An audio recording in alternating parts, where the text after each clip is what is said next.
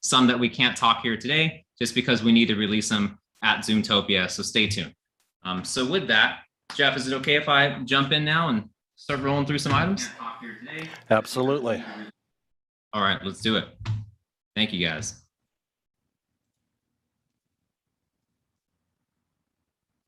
All right, let's pull this up. That over there. Cool. Okay, let's move through it. So Zoom events, as you might have heard me already say, this is not intended to be a call where we're going to be discussing technical or physical production, because what is Zoom events? It's a brand new license that we have available for you to purchase. You can get this as a self-serve online, or you can work with any of our sales reps or your current sales reps that you have that for yourself, or maybe your organization or the teams that you work with. That is right now how we're buying this as an add-on to what you're already doing with Zoom webinars or Zoom meetings. But the main takeaway is to really get you in the mind space for what Zoom events allows you to do is really when you want to have large scale, frequent attended, both internal or external facing events, you now have registration, ticketing, free, paid ticketing. You can have fundraiser events, you have registration pages, you have dedicated hubs or spaces where individuals can organize all of their events. On the back end, you have the ability now to have reporting, analytics from each of your events to see who's attending, how well they're being attended, track all of your gross sales, see where sales are coming in from. You also have the ability to manage all of your recordings in a single location on your hub. So you have your upcoming events, and then after those upcoming events, they will move over to what we call past events. And under past events, you can go there and refer to previous events, manage the recordings, see the recordings. Attendees can get in here and check it out. One thing to quickly call out though with Zoom events is that this is unlike anything you are used to with Zoom meetings and Zoom webinar in a couple areas. One being ticketing. Any event that is held through a hub on Zoom events is going to require a unique registration to it. So you cannot share the link. You cannot avoid the registration process. Everything has to go in through a registered link. So for example, the meeting that we are on today, if this event itself was held on a hub and you had all of your upcoming maybe Zoom Test Kitchen events listed on that hub, what you would do is you would need to actually register for each event or the series of event, because that registration link is uniquely defined and tied to your email, to you and your device for that event. So with that, I'm going to move forward from here for these top line slides. We're going to be able to share with you at the end of this call all the slides that you see here today, as well as you'll have this recording. So feel free to go back and pause at any points. And of course, we'll share with you my contact info if you want to learn more, and Zoomtopia. So let's move forward here. Actually, you know what? Let me pause that there, because I did say I wanted to make this casual. Right off the bat, I know we have a lot to go still here, but anyone want to chime in to think about the direction, maybe where this might be going, what they were hoping to see, what they hope to see? Any questions right off? Use your digital hand if you have questions. All good, you guys. If not, hey, we'll keep rocking here. Kurt, I see you here. Looks like we have one there, Joey. Yeah, Joey, hey, I really appreciate you doing this. I have a corporate client who wants to invite people to a specific event that is particular to their corporation, but needs to have people outside their corporation attend. Is this probably the venue and avenue I should use as opposed to just a webinar or anything else? They're really concerned about security and that people don't pass it. And when you said people can't pass the invitation around, that really hit me. So, and how well is this thing proven out? Is it as well as all the rest of the Zoom products are running now, or is there still some learning curve going on with it? We wouldn't put anything out that we don't trust is in a place that can be used by customers. This has been out for well over a month now. And each day we're just rolling out new features, enhancements with it, including Zoomtopia. Like I said, we're going to have some sneak peek debuts, so really tune in there. But Kurt, yes, to your point, the intention behind Zoom events is for an organization I'll use Zoom as an example. They're a really great company for providing us a lot of great resources for employees to learn, get involved with the community, sales training, marketing, whatever we might need, all the different divisions. What they might have is a hub, which you see here currently. But what we would do is you would have hubs internally and externally. An external hub would be where you can list any events where you want public registration. And this is me kind of doing a nice little segue for what you see on the screen here. An external hub can be a dedicated space where that organization can list all of their upcoming meetings and webinars that they want to have registration to from the general public, from certain domains, from certain preloaded CSV, maybe if you think about that, or manual entry email addresses. You can invite a select amount of individuals to register for the event, but all roads lead through registration on these registration pages that are listed in these hubs. So yes, absolutely, Kurt. This would solve for any client or a customer of yours that has external needs for event attendance. And I'll get into this a little bit more actually. And Heather, I see your hand up here actually. So let's go with this one. Josh, I'll get to you after because I want to move through the slide. But Heather, go for it. I just had a quick question. For these, I'm just thinking in terms of maybe being able to do screenings for shows, and would this allow for individual watermarking? So if people were to sign up and then they get an individualized link, is there the possibility of having any kind of watermarking or other security on that? So this would actually go through more of what we're going to be introducing a lot of items in the fall here from our webinar team that will allow for, well, we're almost like a production studio or lower thirds, Pro Tools, further graphics. So stay tuned for some more items to come. However, when you create your hub, you do have the ability to customize it, insert your different logos where needed. You can customize all your pages. So we're going to get to some branding in a moment, Heather. So maybe let's just move forward actually through some of these items. I love the content already. The interest means so much. But knowing that we're going to be getting to a lot of these items, maybe we actually would negate some of these questions that are coming. So let me just move forward through here, talk about a hub. This is really the first place you would begin with Zoom events. It's your starting place. You do need to build out a hub so you can list all of your events into a single location. Of course, with these hubs, there are different permissions as well. You would have your hub owner who can delete, manage the hub after the admin, of course, and then you can assign different managers who might not be able to delete the hub, but they can do editing on behalf, create events, assign events. Then there's a third permission of host, and that host is able to start events, edit events, but they can't manage the hub in any way or delete the hub. So we do give you all that in the back end. So I'll move forward from here for now because the hub really is just the first place you begin, but there's so much more. So let's go through, move through here. I'm on annotation. This is why. Thank you guys for I saw some annotating going on over there earlier. So thank you for that. If there is anything you do want to call out, feel free to stop me, or you can make a note and I'll see it here. So we talked a little bit about the registration pages. Reg pages are where you need to essentially create for every single event, whether it's a meeting or webinar, there will be a reg page associated with that event. These reg pages allow you to create numerous levels of ticketing. So if you think about setting a different event, and maybe it's an external event, and you have your early bird rate, your advanced rate, and then your general admission rate, you need to add further tickets at any time you're able to do so. This is a really great tool for if you are running large scale events and you do need multiple levels of attendance. If you're selling tickets, you have different levels that you can now have. You have all these permissions here as well. I'll show you what one looks like built out.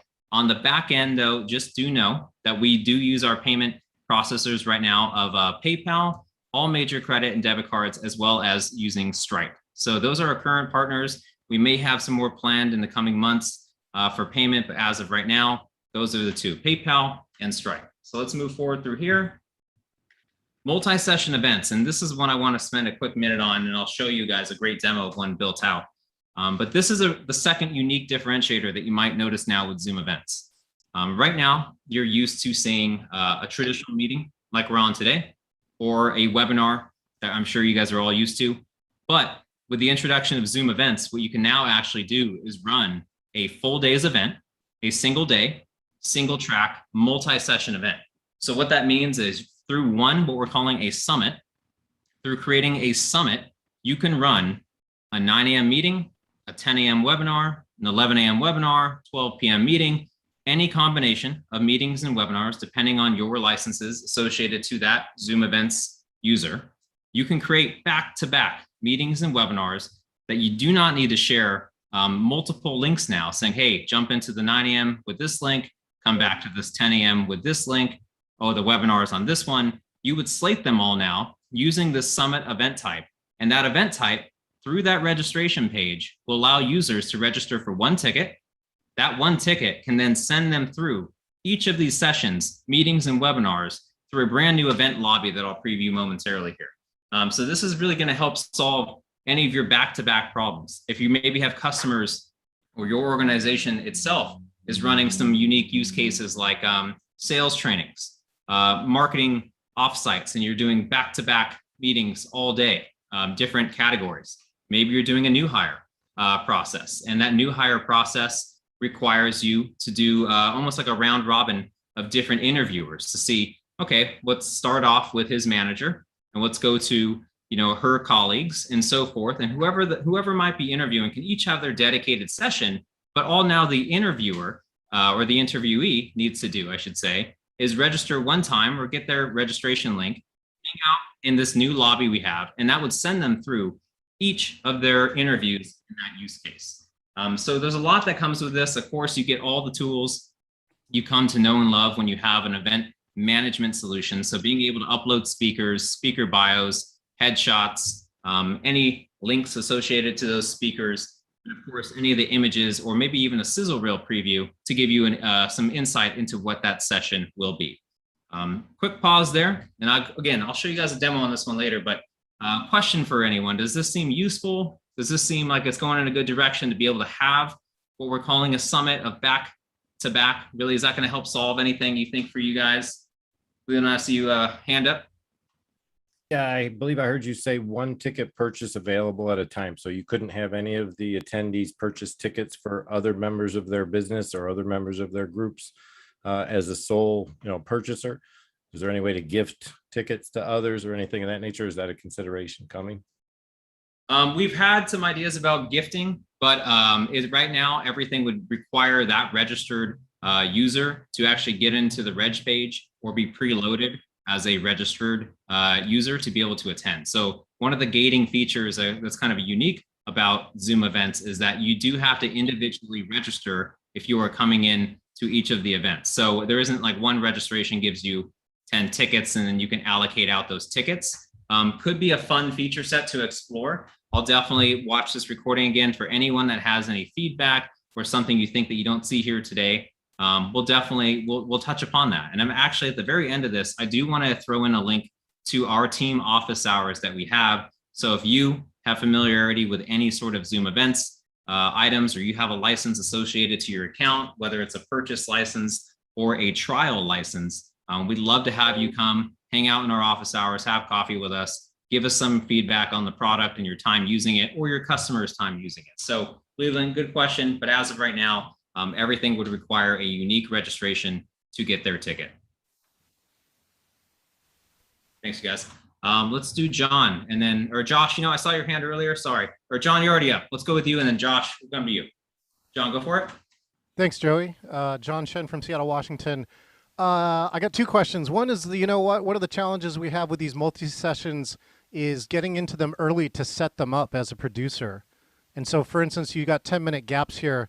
In some of the other systems that we've used, you only have 20 minutes. By getting into Zoom events, does that mean that you can get in as early as you like to get to these sessions? And then the second question is a little bit on the geek side, which is, what's Zoom events going to do with NDI? There we go. Thanks. Okay, let's work backwards from there because I do want to make in the interest of time to be able to save some of those questions. So if we can all just keep our question to one for now, and then we'll come back at the end. Let me give you the NDI one first, John, because some of the other ones will be answered on my next slides here. NDI is coming, not at this date. Just that's pretty much all I can get into right now on that. But no NDI right now as of August 27th. But stay tuned. So I don't want to get too much into it, but more to come. Josh, do you have a quick question for us here? And John, thank you for that. More to come.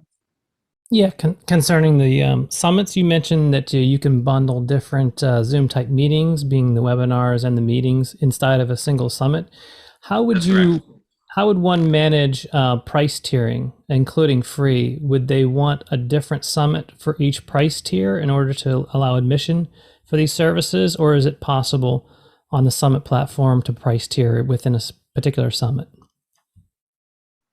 So the pricing, let me make sure I'm seeing some stuff about some audio. Can you guys hear me okay? Let me try one item here. It's better Good now, now, Joey. Joe. Good? It Interesting. was It might be- bad for a minute. You're good now. Okay, we're cooking again. Sorry, Josh, it threw me off for a quick second. I saw a bunch of things like, oh no, can anyone even hear me? Can you pose that one more time? Sure. So my question was concerning the price tiering.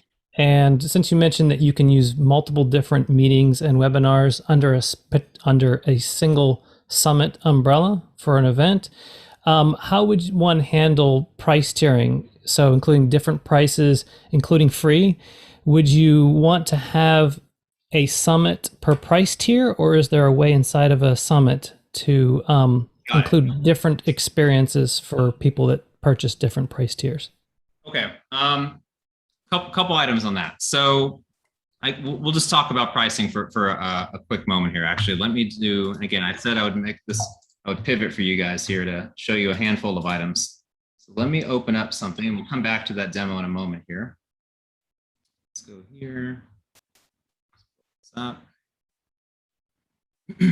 All right. So actually one of the unique things about Zoom events, and this is why I wanted to throw in the product pricing page earlier for you at the top of the chat in case anyone hasn't seen it, or you might have joined late. I'll rejoin or I'll rethrow in those links here at the end. But one of the great items, actually, one of the big differentiators about Zoom events is it all starts at whatever capacity level that you choose. So let's say you move forward with buying Zoom Events 1000. You now have Zoom Events 1000 associated to your account, your user. That user goes in to Zoom Events. They go to create a summit or a multi-session event. That multi-session event would have, let's call it 3 or 4 different, we'll call it 3 meetings and a webinar, or let's do 3 webinars in a meeting. So those webinars would have a capacity of insert your 1000 session that you have here through Zoom Events 1000. Each of those sessions, that's a webinar for that Zoom Events 1000 user. There's no charge, absolutely, for how many sessions that you want to create. There's no charge extra for how many summits you want to create, how many single sessions, how many hubs you want. It's just a flat rate license fee. And then anything that you want to do with Zoom Events, you can create an unlimited amount of hubs. You can create an unlimited amount of events within those hubs. And you can have back-to-back sessions in a summit, at least for a full total period of 24 hours.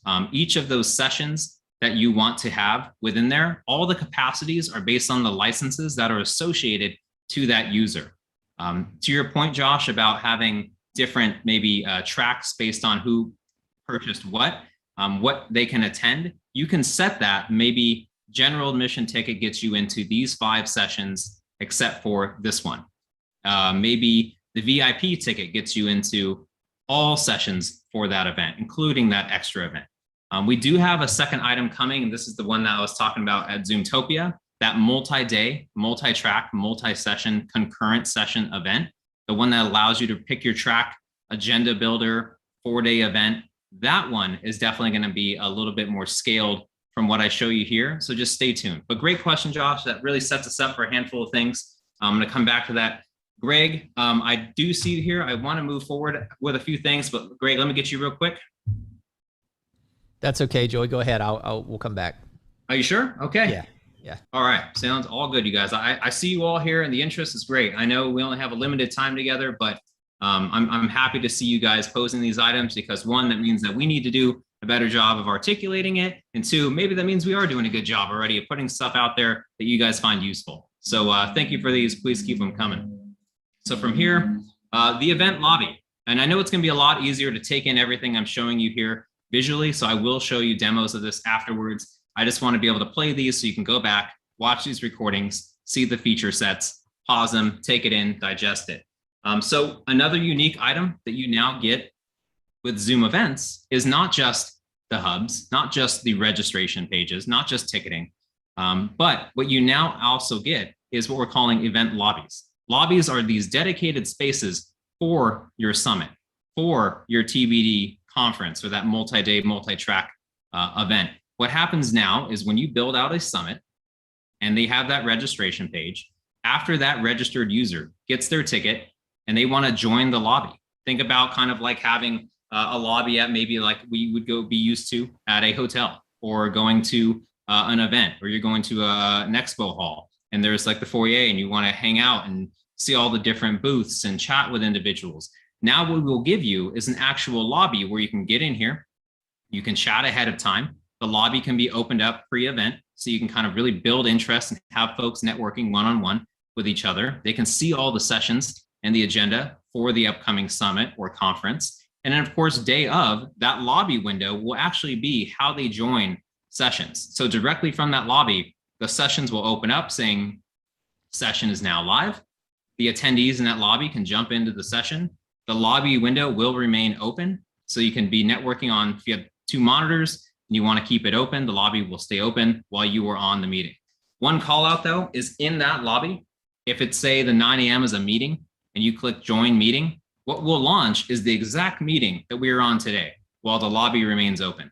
So Zoom Events does not alter in any way the actual in-meeting experience or the in-webinar experience. So that will not change. The meeting set through Zoom Events, when it begins, will look like the meeting you are on today. It's completely built using our existing architecture of meetings and webinars. But what does change with Zoom Events, really, if you think about it again, is how you got there, what you can now track, those hubs, the registration pages, ticketing, all the analytics and reports for every event. So it truly is an event management solution for the marketers, for the IT folks, for anyone that really needs to scale and manage all these events. So the lobby is a great, unique feature. You're going to love what you see when we get to it. Let's move forward here. The reporting, I've touched this a little bit on the earlier ones, but again, any event that you have here that's listed in your hub, you have the ability to see the analytics and further controls about how it's doing, who's signed up, when they signed up, track total sales. If you think about registration, maybe different solutions that are out there, and you're having to use solution A for all of your registration, then you're using solution B to power your event, and then you're using solution C, which might end up being Zoom for webinar. Zoom Events is helping solve the need to eliminate all of those solutions and really just use our product moving forward as an all-in-one. So you're already using it for meetings and webinars. Now you can use it to host your events with this lobby, these new event types, and you can now use it for all of your registration and all of your tracking of all the data that comes in from each registrant. Security, we'll talk on this one a little bit, but what you're seeing here is something that's near and dear to us. Obviously, Zoom takes security very seriously on all fronts, and we have not skipped a beat with Zoom Events. How are we introducing anything to you new across the board? Not entirely so much so outside of, and this is where it's unique, is that unique ticket link.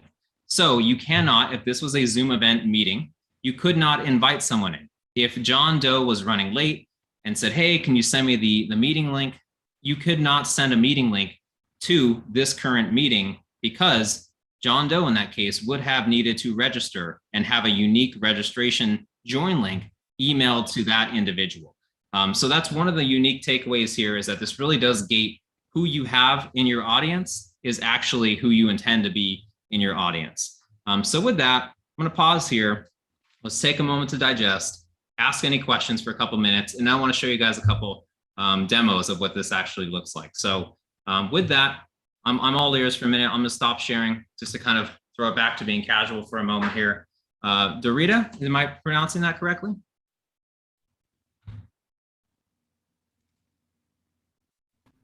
Okay, we can come back. Oh, no, I see you coming on. Yes, Dorita. Hello, how are you? I'm great. So I did submit on your form. So the one question I'll ask on the pricing is, are you locked into the number of people should your meetings change? So if I were to get this and use it for all kinds of meetings, I've got larger and smaller, which changes the pricing. So what does that look like? Yeah, can you do you want to play like some role play here and do a scenario, for example? Just it's easier that way. For So give example, me, yeah, I may have a meeting this month that has 250 or 500 people. And okay, then next month, I'm going to have an event that has 10,000 people. But I would correct. really hate to be paying on a monthly basis for the 10,000 people when it may fluctuate. So Sure. has that been considered? Yeah, so we're talking all things Zoom events, right? Not necessarily just your meeting license, webinar. Okay, so for Zoom events, you would, and this is the case right now, because for example, let's say that you have a large scale event coming out in March that's going to have 5,000 individuals. Ideally, let's hope you do it, right? That's props to you. You can get 5,000 folks there. 5,000 folks are coming out in March. You open up registration 7-8 weeks before, and you're able to buy your tickets. If you can sell out in the first week, hey, kudos to you. You must have some great content coming up. However, that would require you then to have that capacity license X weeks, X months out. So you would need to have these Zoom events capacity that you would ideally expect to have, even if it isn't a traditional one. It's the most you could ever intend to have. You would need to have that license. We are exploring some items down the line that might give you the ability to purchase a one-time expansion for, hey, you know, we traditionally hover around 500, but this event might go to 1,000.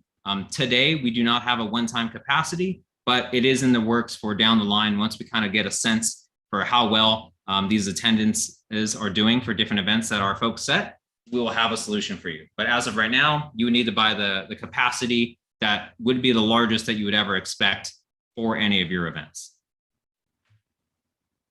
A great question. Good call out. Lastly, issue being though, let's say I buy it for 3 or 4 months, but I'm Sure. saying per month.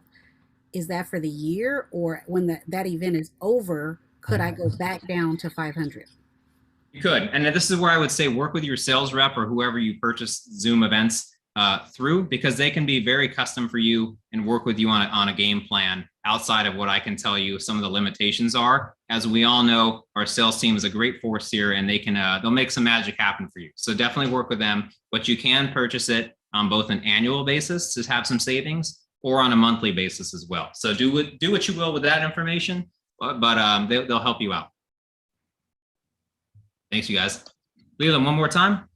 I got 3, but they're real easy. I noticed you said no Zoom account required. So the registrations that are being nabbed by Zoom events, how are those tied to an actual user? Do you have any way to, like, say somebody does take someone else's identity to come into a meeting? How can we follow back and find out who that individual was that was registered? Yeah, no, let me pause right off the bat. So you said, I'll look back to the transcript. I was looking at this sheet, the page. Oh, okay. That it said no. Okay, so I think what you saw here, and I know what you're referring to.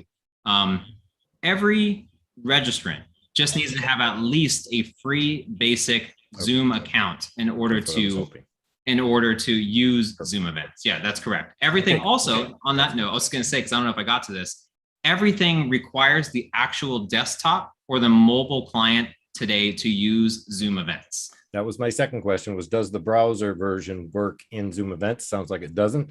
And the last one that kind of surprised me was that we went from 500 attendees at $99 a month to 1,000 at $440. Seemed like a substantial jump rather than just doubling the cost for double the attendees. Can you fill us in as to why that cost hike was so high?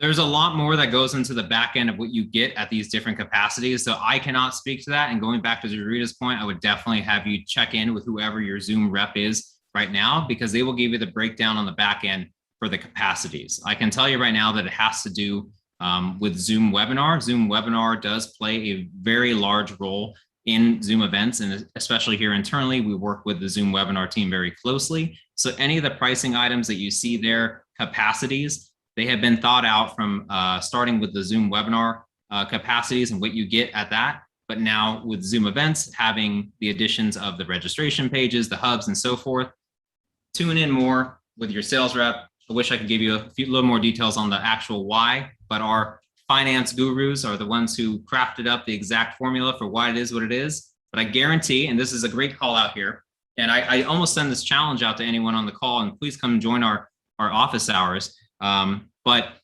for what we are giving you as of August 27th at 1 o'clock Pacific time with Zoom events, come to us with what you see from other providers out there for their event management solutions. The ability for us to give you the fact that you can have the unlimited hubs, unlimited events, what you get for at that capacity. We don't charge you on a per individual attendance or anything like that. So let us know how we're doing on pricing compared to what you see out there. And Leland, I personally invite you, if you want to come in to our office hours with any other individuals that you've been working with or considering, come have coffee with us and talk about it. And I saw something else earlier. Right now, we're not giving away coffee, but that's something maybe we can explore. So more to come on that. Marty, I see your hand up here.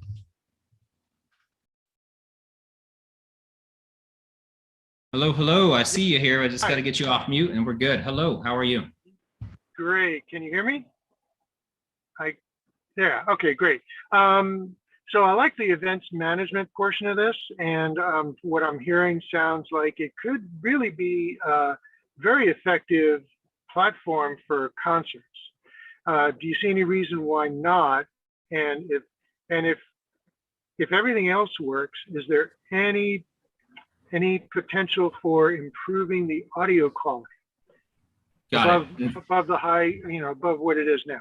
Which case? So I can't speak to the audio quality question for you right now. Everything would be whatever our limitations are, or what we can, our capacities that we give you for quality, whether it's through webinar or meetings. All of that will carry over to Zoom events. We're not altering anything. That's what I opened up by saying. We're not altering anything about the technical or physical production from the meetings or webinars that you're used to with Zoom events. The meeting experience is the same. The webinar experience is the same. However, Marty, if there are some maybe pro tools or some exciting new items that you would need in an event management solution, that feedback is critical and crucial to us. So two options here. One, get in here, test it out, play around with it, purchase it, get a trial license, work with your rep here internally, and let us know what you love about it, what you can't do about it.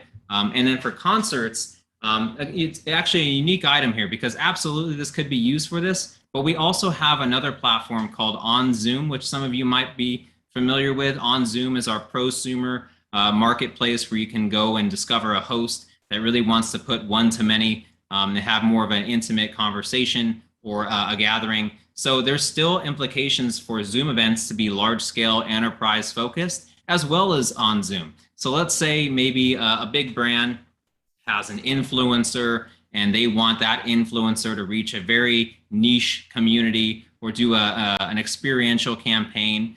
The brand itself could very well use Zoom events, but then have that influencer who's tied to that brand go to On Zoom and further be an extension of it and maybe have a concert or an event like that. The only item that you'd want to be careful with, and again, if you have case studies, let us know. It's just royalties, music rights, and those items like that, and to make sure that whoever is hosting that concert is the licensed owner of the content. So that's going to open up a whole nother arm that we can get into, but absolutely implications for a concert. Sky? I think we're having a mind meld because my question is, what is the difference between Zoom events and On Zoom? As a recipient of On Zoom, I have yet to really exercise it for our cooking show that we're doing and our cooking engagement experience that we're developing. So I think you kind of answered it, but thank you for calling on me. This is very informative and just happy to be here. No, I appreciate that. And yeah, that's I won't spend too much time on this right now because I can give you guys some slides on that. But the simple way to look at this is look at On Zoom as more the curated individual that wants to reach a niche audience on a frequent basis, right? If I was my own host and I was running educational trainings on Zoom events, but on Zoom, I know it's a little prepositional phrase, so it's a little interesting to say it like this, but let's just say I was running educational trainings every day. On Zoom would be a great platform for me because it's just one, myself to many all the time on a frequent basis. Zoom events, you can also do that there too, right? Because maybe there's a small startup that has a lot of classes that they're doing, but Zoom events is really going to be geared toward those big, frequent organizations that need to have regular attendance. Maybe internally, you have multiple divisions, marketing, sales, IT, HR, diversity teams, whoever they might be, that are running their different meetings, webinars, trainings, resource groups, happy hours, anything that they want to put on, sales kickoffs, you name it. The list is endless for use cases internally. And what Zoom events then allows them to do is, instead of just throwing out emails and people don't see them, or populating things to calendar with vague agendas, Zoom events allows them now to list all of their events in a hub where that individual could go to the marketing hub, the sales hub, the just general employee hub, where they could click on that hub, find almost like a la carte, and choose the sessions that they want to be able to go to and sign up for. So it's registration, paid events, fundraisers, I should say, through fundraising, and then being able to track and report all those items and download reports. That is, oh, and then of course, you do get Summit and the TBD conference. On Zoom, you do not have access to that Summit back-to-back multi-session feature or the multi-day, multi-track, multi-session feature. So that is one of the unique differentiators with Zoom events versus on Zoom. Thank you. Very helpful. Looking forward to exploring all of these possibilities. Of course. Leland, let's do you one more time here. Just actually, real quick, Joey. Yeah, go for it. With the idea that you're talking about all these concurrent sessions and stuff, does this like do away with breakout rooms completely, or are we pushing people into breakout rooms in these sessions, or can you just give us the rundown? Don't want to cause any confusion with that. And if you want to see an example of this, head over to Zoomtopia.com, register for it. Definitely check out that 10:30 a session. Come see us again. We'd love to see you there. But head over to Zoomtopia, give it a registration. You can actually join the lobby on this call right now. If you have the most up-to-date Zoom client, I think it's 5.7.6. You can join the lobby right now, and you'll be able to see this new feature that we give you. That is using our multi-day, multi-track, multi-session event. So you'll see that there's 15 different sessions at the same time. There are 10 that are happening at 11 a.m., whatever it might be, right? This does not alter in any way the webinar breakout rooms. Those still exist for meetings. Webinar, if they are going to introduce breakout rooms, which they might be doing very soon here, so stay tuned, that feature would carry over to Zoom events. Anytime meetings or webinar introduces anything, lower thirds, pro tools, enhancements, that will always be available for you within Zoom events when you're actually creating your meeting that's an event, your webinar that's an event, or your multi-session event that has those meetings and webinars. You'll have all those feature sets still available for you. So multi-session, concurrent session just allows the attendees to choose multiple different, you want to hear me speak versus my colleague speak versus an interactive, maybe there's like a networking event, but they're all happening at the same time. You can choose which session you want to be a part of. And then those sessions can even have further breakout rooms as needed. So not bad. Got you there. And Anissa, let's do one more question. I want to show you guys the preview. And then Jeff, how are we doing on time? Are we okay for a couple more minutes? Take it we are. We're still good on my end. So Lisa, go for it. Okay, so mine's pretty short. All good. I work for a university system. We have 18,000 student, staff, faculty, accounts. I run most of the Zoom webinars for one particular part of the college. And we're using Eventbrite to promote. I want to check out on Zoom, but I'm not seeing any university or higher ed representation. Is it just that it's just getting off the ground, or is that not really necessarily the right kind of audience for it? So I heard you say on Zoom, but you meant Zoom events, I take it? Or Zoom events, sorry. Yeah, no, trust me, we're doing our best to keep this out there pushing. Yes, we're 1 month out from when we GA'd this. It was July 21st. It was a big buildup for this, and we're really excited for this to be here. EDU and education is actually a very big item for us. And actually, that's how we debuted this in my demo. And spot on, great transition here, actually. Let me go ahead and share with you. Put me on your beta team by any chance, if you have one. So we are beyond beta. I want to open up 2 items for you here. Let me go ahead and clean these up for you guys, and so you can see these items. And then let's go to this one. We'll start here. EDU, we actually ran Zoom Academy. Anissa, if you're familiar with that, did you attend Zoom Academy this year? I think I did the follow-up, the recordings. Okay, so if you saw the recordings, then you at least saw Zoom events. Zoom Academy was our debut. Look at like a soft opening prior to Zoomtopia. That was our debut for educators using Zoom events, and that used the brand new lobby, allowed chat functionality. So a lot of great items. So with EDU, there's a lot of great use cases. And in fact, just so you know, when we ran our private beta program a couple months ago prior to launch, there was about 7 different universities that were involved in that very niche and intimate program who gave us guidance of where and what you see today on feature sets, needs, likes to see, they helped us get to where we are today. So a good majority of this was actually built from educators for educators. So there's a lot of implications for you here with this. So you're gonna love Conference, what we have at Zoomtopia. So I know we have a little bit of time left together, so I just wanna do a quick walkthrough so you guys can see how easy it is to use Zoom events, what the site looks like. And again, I'll put these links back in to the chat at the end here. So when you get to Zoom events, you can walk around our product page, see all the top line features. Of course, you get this with a lot of different product pages out there. But when you actually have the Zoom events license associated to you and you are a ZE, I'm going to start saying ZE because it's a little easier on the tongue. You are a ZE licensed user for your organization. You will see this full dashboard at the top when you are actually on Zoom events, creating events, editing, and so forth. Everything takes place on Zoom events, not the actual admin portal that you might be used to when scheduling webinars and meetings. Will your webinars that you schedule through Zoom events populate onto your admin portal? Yes, but to create your hub, your registration pages, single meetings, single webinar sessions that are events, everything takes place through here on the Zoom events page actually. And that's where you will need to come in here to do all of your editing. So there is a browser-based component to it today, but the actual experience for both the host and the attendee requires the actual client. So you build it on the browser and attend via the client, whether it's desktop or mobile. We do have browser attendance coming soon, so just look for that in the second half, or I should say later half of the year here now, probably toward the holiday time. So here, what I want to show you how easy this is under Create, you would simply now have the ability to choose, great, I want to create a quick meeting that has a reg page, has ticketing or a webinar. You have the ability to create a multi-session event. That's that back-to-back one. That is available for you today. And then what we do have coming out here after Zoomtopia is the multi-day one. So right now, if you have the license, you will see these two. And then when we make it available for you, it's as easy as us just toggling a switch and you'll have the ability to see Conference. I do hear some feedback on the back, so just check your mutes.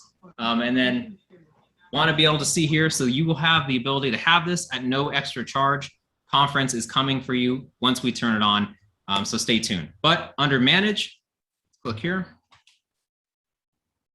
Here you'd be able to see how your reports look here. You can click through and see all the different events associated to the users who are associated to your accounts. For privacy reasons, I'm just not going to click on this item because it will show their emails and some other items here. But you can track all the billing for any of the events that you're running. You can see how well each event is doing. All the reporting and the attendance starts at this level here. You can view event summary. Again, there's data here, so I'm not going to show too much. But when you go into view event summary, you can see who is registered for the event, how well it's doing in terms of sales, and so forth. You can send out further notes to your registrants saying, hey, FYI, we had a speaker change, whatever that might be. All the analytics and controls are going to be through here. But I want to show you something, how easy this is to actually create an event.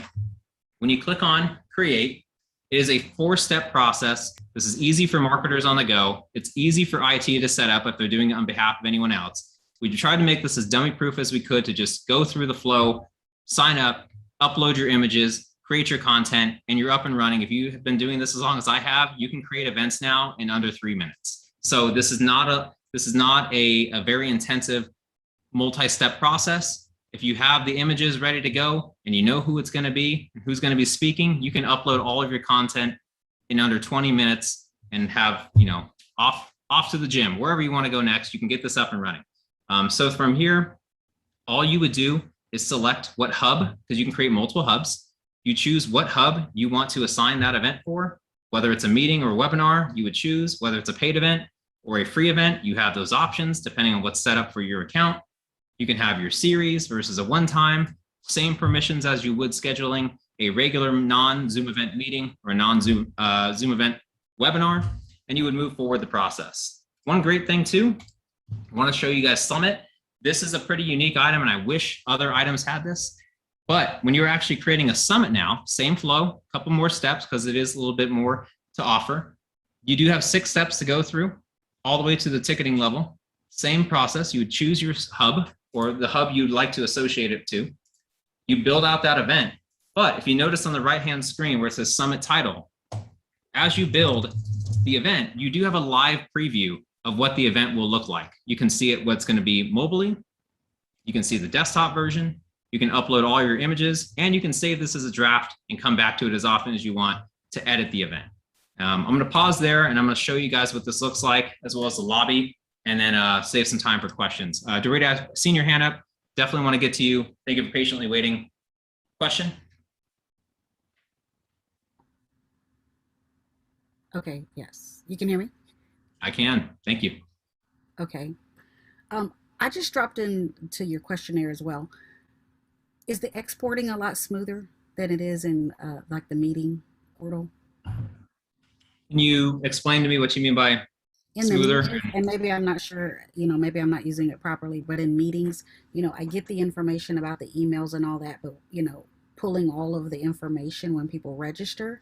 So in Zoom events, in downloading the information, it's all kind of right in one space. It all exports together in one place. That's correct. Okay, thank you. Yeah, easy enough.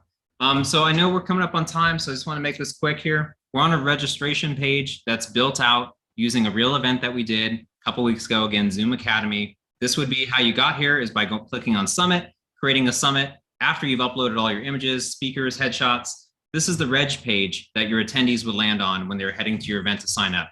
Here, they can see they're not concurrent, but they're single day, single track, multi-session events. So you get to see the full agenda, what the sessions are. You can click on speakers to see who the speakers are, their bios, any items that you'd like to have listed maybe as a download ahead of time. If you want to put any links in here, you can drop those in here. You also have the ability, instead of a static image, to have maybe a video clip run that gives you more of a sizzle reel for what to expect for the event. So you can have a video as well on some of these event types. But this is it. This is the big item here, and I want you to see this, is when you click on Join Lobby, what actually now populates, and let me go ahead and minimize this just so you have a clean background to see. Here's the lobby. This is it. You can get in here. You can chat with individuals ahead of time. You can react to them using any of your emotions that you're feeling that day. You can further chat and react. So as more start to populate in the chat, you do have the ability to disable this chat entirely. There are options when you're going in and setting this up. But down here, this is the call out.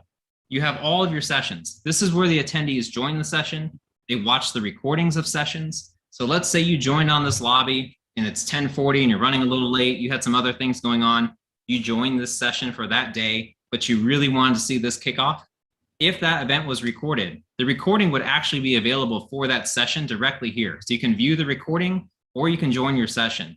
If I click join session here and it's a meeting, that 10:30 is a meeting. The meeting we're on today, that is what will launch, but the lobby will remain open in the back. So you might have heard me say that earlier, that the actual in-meeting or in-webinar experience for any session that's listed here is the same that you're used to, but how you got there is different.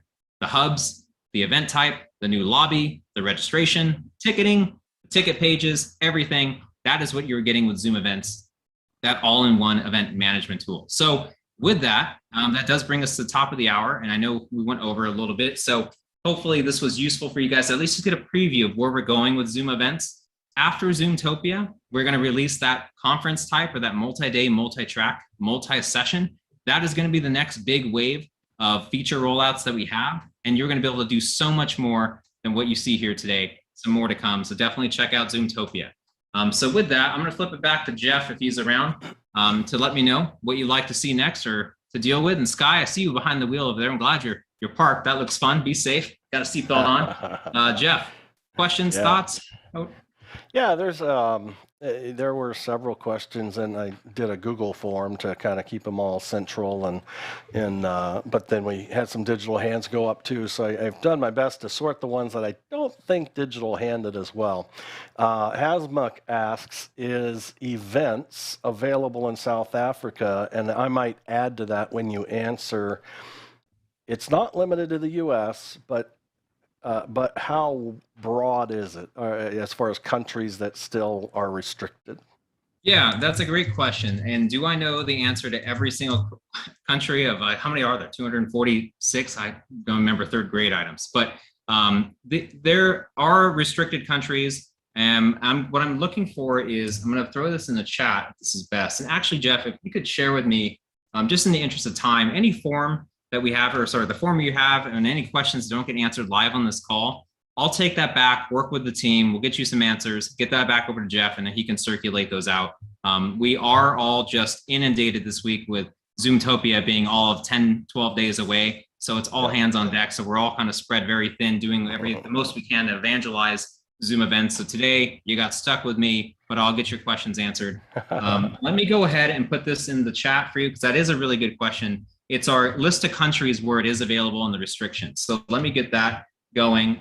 Did you have another one that you wanted to bring up, Jeff? Another question we can get to while I've got a couple more, but I want to let me give the floor to Mark, who's got his digital hand up. Okay.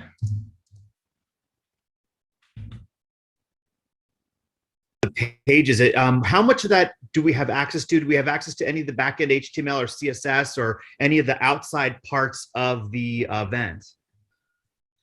So in meeting, or on the lobby, or on the registration? On the lobby, yeah, all of it. On the lobby, and anywhere we can put decoration or branding. It looked pretty Zoomish for me, and so I'm wondering if there's a way that we can, Zoomish is brand it more to our brand or client's brand. Yeah, absolutely. Branding is coming. That is going to be a release that's going to be a fast follow, is my favorite term here now. Fast follow right after Zoomtopia. So look for enhancements for being able to have your logo up in the left-hand corner, change the background space from white to match your client's screen or the button layout or whatever that might be for the reg pages, as well as the lobbies and so forth. That is coming. Is it available today? No. We give you customization to have images, text, download links, videos, anything like that, speaker headshots, but to make it your own, coming soon. But great question. Thanks, Mark. I threw in the chat the geo availability list. That is a support article. That is a sublink, but we have all the support articles available for Zoom events listed in our help center. So you can definitely get all the action items that you might need for troubleshooting, how to set up payment, but they're all listed here for you should you need them. Next question, Greg, I see your hand up. Thanks, Joey. So a lot of the people in the audience here are media production professionals. And as such, a lot of us are producing events for other people. And like one of the big frustrations I have when doing that is I have to gather all of the metrics, all the meeting metrics, and send those to clients. And so I was curious if it's possible, and if it's not, maybe something that you could take back to the team. But what would be great is to be able to have a way that those of us who are hosting and producing events for other clients could be able to give access to the registration metrics to a third party. Okay. Yeah, we have larger conversation, and I'm one of the ones that probably should have been asked earlier on, but in these final minutes, what I can do for you, Greg, is at least tell you right now, there are some workarounds as of today for bringing in third parties for any sort of, if you need to share some information with one another, we do have some items for you. Greg, come to our office hours. Actually, that's one more item I want to put in the chat. And just so you guys know too, the office hours that I'm dropping in here, the intention behind them, anyone is welcome. However, having familiarity of the platform, using it, being a trial licensed user, having a purchased license of Zoom events and actually creating events, saying, hey, here's our feedback, we'd like to see this, can it do this? That is going to be one of the main intentions of these office hours. We will not just be doing a demo or walking through a bunch of stuff. It's really an open forum to bring your questions. Can you do this? Will it be able to do this? Or I've encountered this, my customer has said. So I want to put these office hours available for you guys here. Those are also in the chat. We have one more coming up on Tuesday, and then we'll have new ones set in September. So Tuesday will be our final day of office hours of August, and then we'll have some new calendars that we can get you guys. I'll get over to Jeff. So Greg, bring your questions. We're excited to have you there. More to come. I think I can do one more question because I'm over on my time. Jeff. thoughts? Let's do with Josh first, and then we'll flip it back to you, Jeff. Okay, thanks, Joe. Yeah, my question is surrounding administrative roles in the Zoom events. What are the administrative roles, and can you deputize or promote individuals to those roles? Yeah, so basically it all starts at the admin level for Zoom events. Once you have the Zoom events license, just like you would with Zoom Phone, Zoom Room, Zoom Meetings, Zoom, any other item that you purchase, Zoom Webinar, and your admin can allocate, okay, these 6 users have Zoom events. These 2 have Zoom events associated to your account. Once the admin assigns those users to have a Zoom events license, those users, we'll call them yourself and I. So both Josh and Joey have a Zoom events license assigned to us via our admin, just like you would with any other meeting or webinar capacity.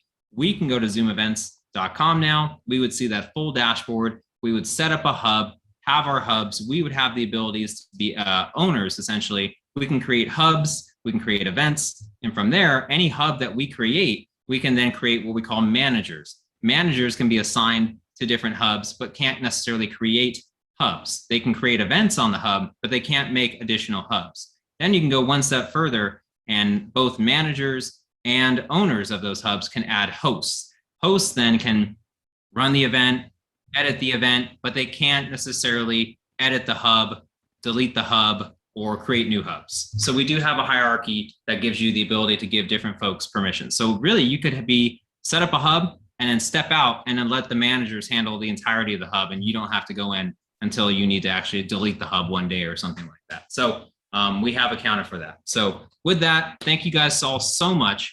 We're really excited for this. There's a lot more to come with Zoomtopia. 10:30, hope to see you guys there on day 1. Come check out our session. We're gonna reveal some more items for you. Go there and bookmark that today, and we look forward to it. So Jeff, thank you for having me. Gosh, we're super grateful that we were able to capture a whole hour plus of your time. That's a huge ask of a vendor as big and popular as Zoom. So thank you and your team. There's a few on this meeting that I've seen their names, and thank them all for carving out some time and spending some time.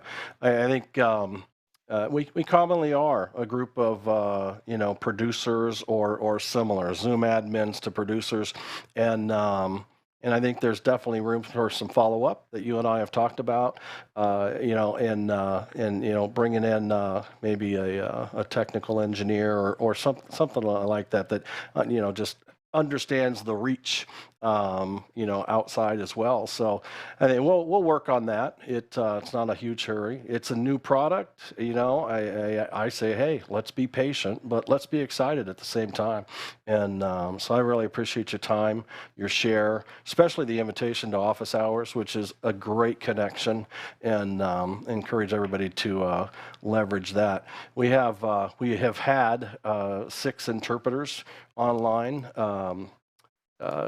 translating your words to German, French, Russian, Spanish, Italian, and Polish today, and those have been streamed out and so forth. So I thank Robert. I thank those interpreters for doing that. I know in a little while they're going to have to end their work as well, and so I wanted to say thanks at the same time. But Joey, for everybody, anybody who would like to stay and learn what we did, how we did, and implementing the interpretation, you're welcome to stay and hang out with us. That's what we're going to start discussing. But I'm going to go ahead and say thank you to the entire Zoom team, and let you off the hook, and we'll see you next time. Thanks so much. Thanks, you guys. Have a great weekend. Bye all. All right. Well, good stuff. Robert, why don't you give us a time check on your interpreters of when their cutoff time is? It's 10 after the hour. Yeah, we literally have 20 more minutes. So I'd really encourage everyone just to flip through the interpretation channels, the options at the bottom of the Zoom menu, interpretation, and you can choose the language you want to listen to. And it'll just give you a feel for this magic of being able to change worlds, in a very short period of time, and listening to the different languages. And we can talk about how we set this up But definitely, Yeah, we can dig in. We'll inch our way into that, but I have not. I'll tell you in our private Facebook group, Zoom Test Kitchen. I know that the membership of we just cracked 800 today, 800 members. And it's made up of 72 different countries as well. And so I don't know what that count is today within this meeting, but I would imagine it's pretty strong. And we had several people we know came in from the European area, or thanks to Robert and his interpreters and clients and event planners and so forth. So we are certainly glad to have you join us for sure. And then what's been happening is the interpretation has been initially sourced. I mean, it could be any one of you that's in this meeting. We could assign to be an interpreter. And that's exactly the way each of those, the interpreters that are doing it live right now, came in. They signed in via Zoom. And we had their email address pre-assigned in our meeting setup or webinar setup, and as an interpreter from this language to that language. That's where it all began. That creates the channels that you see under the interpretation button. But then Robert's done so much more, and rather than just talk about what you've done, let's talk and make sure to include why you had to do that. You know, it's like, what is it that you can't get out to the world or folks, and then why do they leverage it too? So it be pretty interesting. But Robert, I'll let you. I'm kind of putting you on the spot. I didn't tell you about this. I'm guessing you might have assumed I would target you because this is your world. It's literally it's what you do. This is whoops, it's rolling. Let me see if I can get your slide real quickly so everybody knows, you know, kind of who you are and what you do. But this is why we actually hit the limits last night. I was putting in all the pre-assigned email addresses of the interpreters, and they work in pairs and so forth. The number of interpreters is limited to 20 in a single meeting, and we were trying to put in 26, but we had to trim that down. So needless to say, it's a lot of work, but a lot of really good work at that, Robert. I commend you for what you do because one, it's a pretty significant difference than I told you. I said, I think in the U.S. we live in quite the bubble, right? Primarily a single language, large country. Second language is most popularly Spanish, but I can tell, in the European area, it's very common to have to always provide language interpretation, and then we also talked about another language that isn't thought about very often is sign language, right? And that's a visual solution versus an audible solution, but it's that opportunity that, if we'll just wrap our arms around the effort of being able to include the maximum number of attendees to our meetings and events, it simply feels good. I can only imagine Robert feels good about what he does for business because it really does connect the world together. And so I will turn the time over to you, Robert, to kind of explain a little bit of the architecture. And I will say, let's kind of let ourselves loosen up a little bit, and if there's questions, feel free. No more form to submit questions, just do it in the chat and get back to the style of the kitchen as it normally is. So we'll go there. I'm gonna have to reboot my client again. It keeps messing up, so I'll be right back. Thanks very much, Jeff. That was a great introduction. We're really focused here around the technology, but one of the things we need to remember is that the interpretation is being done by people, real live people who have to listen on the one hand, interpret in their minds, and then speak. And while they're speaking, they have to listen to what's coming in. So not everyone has the brain and the capacity to do that, but the people who do They practice hard, they work hard, they prepare glossaries, and so that when they do come online, they speak in a very cohesive way. The other thing is that we work in pairs, so there are 2 interpreters on each channel, and they swap over. And so they have to have a coherent vocabulary so that the listener gets the same message in a consistent manner.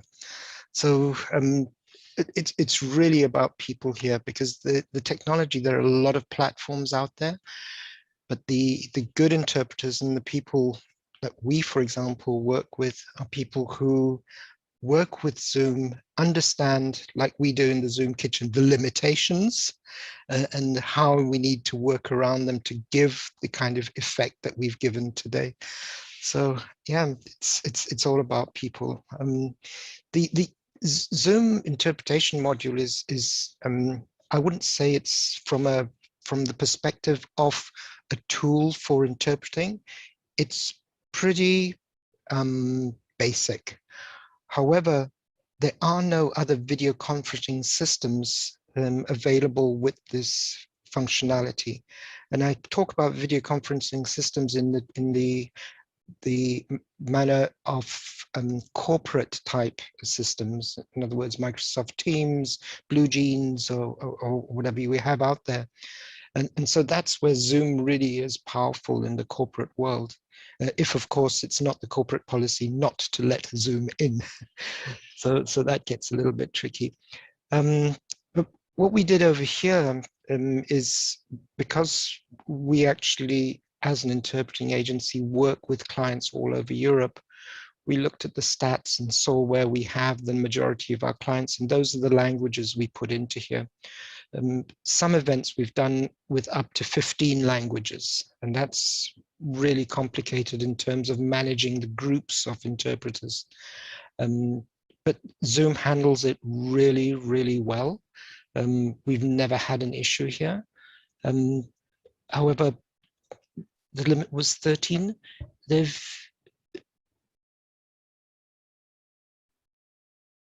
in Zoom itself, John, I saw that in the chat. Yes, you're absolutely right in terms of doing that directly in Zoom.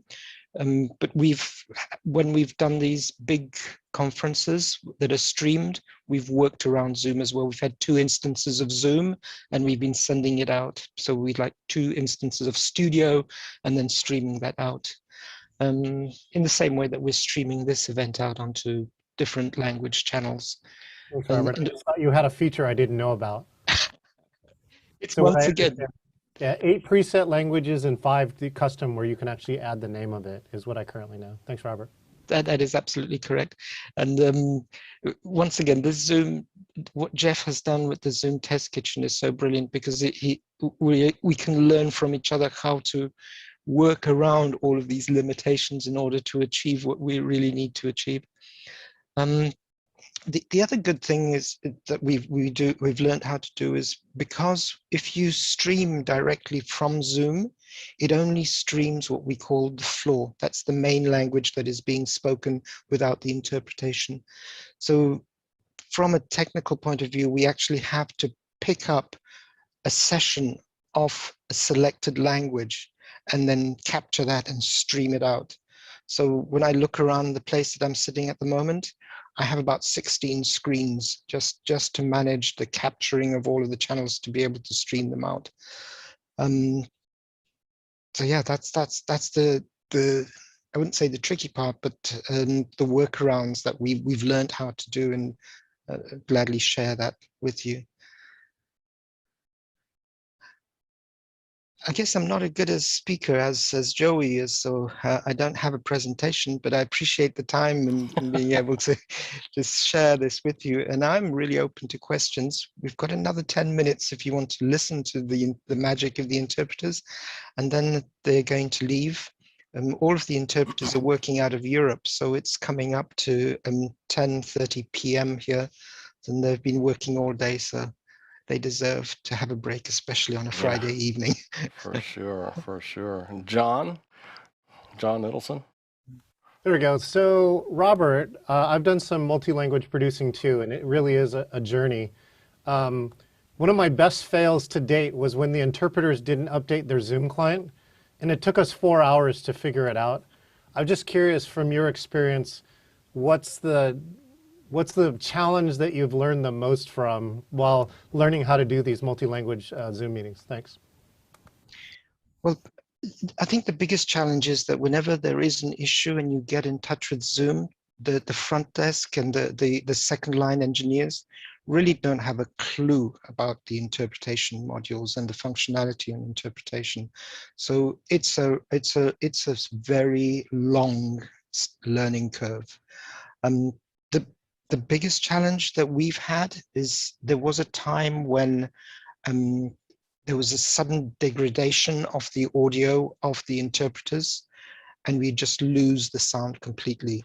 And because that happened, what we eventually had to do is bring in people who would just be flipping through the channels, making sure that the quality is good all the time, just monitoring it all the time. And so that was the workaround we figured out. And it was the interpreters that had that problem. We needed a way to communicate with them, ask them just to log out, reboot their computers, come back in, and they were okay. And I know we shouldn't really put down any brands down here, but the worst experiences we've had have been with Lenovo laptops and computer equipment. There is something about their audio chipsets that just do not work with the way Zoom handles the interpreting. With other makes, we've never had any major problems.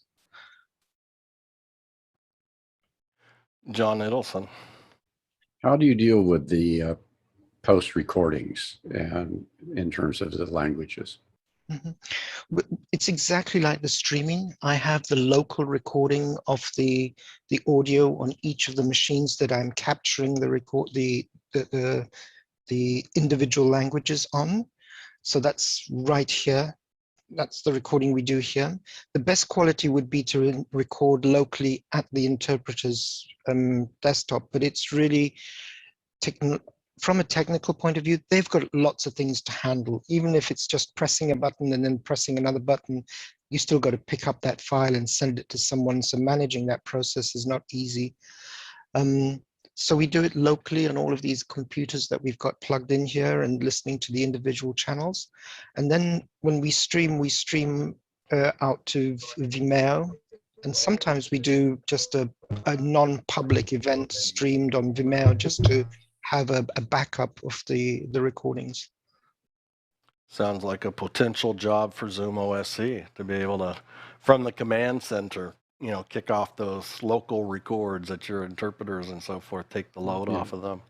Right now at the university, we automatically record the lectures into the cloud, but it's the one language. And so we be clever to be able to do a dual recording. Yes, my colleague from Dominguez Hills, you know the problem. Oh, yes, most definitely. But I guess you could assign somebody to do a local recording on the live interpretation and then upload that and associate it to the same file. But right now we have a very good automated system to get the main ones recorded, but it would be good to get it with the dual language. Any one of the members of the audience can do the recording if they're given the rights to do the local recording by the host. The challenge is that the local recording follows the behavior of that user. So if he changes his channel or does anything with his audio, that's what gets recorded. Yeah, very good. That's true. Recording in Zoom couldn't be the biggest exercise ever that one goes through to figure out all the nuances. Ed Willick knows it quite well. He has done a lot and has come up with some good tricks as well. And a couple of weeks ago, we had Craig join us in the Zoom test kitchen, and he went through, I think, an entire meeting looking at his monitor, thinking that's what he was going to get, and it's not at all what he got. you know, it's not as simple as just pressing the record button and thinking that's what you're going to get, especially when it's doing it up in the cloud. And the cloud can record things that you don't see, which can be a huge advantage. It's like if I prefer to work in front of the gallery view, it can still record a speaker view and a share and so forth, right? And so it's really good. It'll do multiple records for you, but it's understanding. You know, the big key word inside the Zoom Test Kitchen is behavior. Is you just have to identify. We identify behavior. We get close to it and understand it so that we can deal with it, hopefully ahead of time and not, you know, reactively, right? Because that's when you usually lose things or get a little embarrassed or whatnot. So any other questions? Oh, we do. We have one there. Jeff, just before Kendall asked the question, with the recording, one of the other things we have tested is to buy Zoom rooms. And then you can get the language channels out of Zoom rooms. Oh. And then there is a service, there's a Norwegian company that builds a recording service for house security monitoring systems. And you can do an RNTP into those from Zoom rooms directly into that system, and it'll just record multiple channels of languages. The scary part of that is that you don't actually know what's going on. You just see a red light that it's happening. But there is no monitoring of it. So we didn't feel comfortable enough in our production work to be able to use that solution. Kendall, go ahead. Hi, Robert. I want to thank your team for the interpretation. I was listening in on the Spanish interpretation. It was great. So thank you. Thank you for that. I didn't check the other channels. Living Waters for the World is a small nonprofit. We work with partners around the world on clean water, and we're going to have an international networks conference in December. And we're going to bring everybody together. Unfortunately, we have staff in Cuba who help us with our Cuba partners. And Cuba is a no Zoom zone. But I'm imagining we're going to have plenary sessions in this International Networks Conference. And then we're going to go into breakouts to just sort of talk about mixing all of our folks up from Haiti or Ghana or from Guatemala. And I'm just wondering, we want to do the interpretation, but how do we handle that? Because we want to mix our people differently sort of every single time. And I'm having trouble figuring out how to do that. Okay. Let me help you answer that question and give you some ideas. But before we do that, we've come up to 10:30 here in Europe, and I'd like to switch the interpreting off, and I'd like to give ask for a big thank you to all of the interpreters who've been talking nonstop. So I'm going to, Jeff, you are host, so you have to end the interpreting. Oh, okay. Yeah. Well, I'll do that. You guys can stop talking right now if you'd like. But Yes. needless to say, I have to say again, thanks so much. I mean, it's one of those things. The time change is sometimes challenging to really kind of recognize the reality of it. You know, I'm a late nighter. I go to bed at 1:30 a.m. Right when, well, maybe Robert's probably been up already, but when Robert's waking up, I'm going to bed, and so it's just the reality that, you know, it's I'm 3:30. That means you guys are 10:30, right, in Poland and surrounding areas, and you know it's just amazing. So what really amazes me is that you know. People in general really, you know, they give of themselves, their time, their talents, and so forth, so willingly. So I really do thank everybody who I have not met, and just know that you are an important part of today's gathering and show and so forth. So thanks again so much. Have a pleasant evening. Those who need to drop and hit the pillow, please do so. And you're welcome back in the Zoom Test Kitchen anytime. Thank you very much, all the interpreters. Goodbye. And Okay, Kendall, just to try and answer this question, because we actually have some really good interpreters who are attending. I can see Sabine here, who I've worked with as well. She's a brilliant person. The challenge here is with interpreting is to be able to get interpreters who are interpreting into their, what's called their A language. In other words, their mother tongue, their first language. That's when you get the best quality of interpretation. And obviously, if you're doing this project as a global project, then we need to source interpreters in the time zones that the event is actually going to happen. The other thing that's just not from an interpretation point of view, when we've run events like this in the past, we replay half of the sessions in the second half of the day for the second half of the world. In other words, what we record during the day in one half of the world, we put as a replay for the second half of the world for half of the day. And then you do that like you just move it across every 6 hours. So you have a phase change so that everyone gets to see everything, but some people see the recorded and some people see the live sessions. With the interpretation, of course, when we're playing back the recordings, we can play back the recordings with interpretation. So we just interpret it once. So that's one of the sort of the I'd say behavioral, like Jeff says about Zoom test kitchen, things that can be done. The other thing is we have different teams of people all around the world to capture those time zones, because Jeff may work till 1 o'clock at night, but I am getting close to my end of day because I get up at 5:30 in the morning. So people have their own habits, and you need to get people in different parts of the world who will fit into that time zones.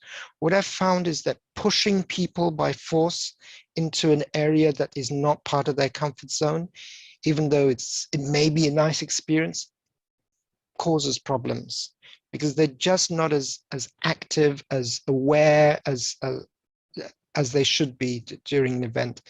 And at the end of the day, it's those, when things start going wrong is when you need people to be at their best.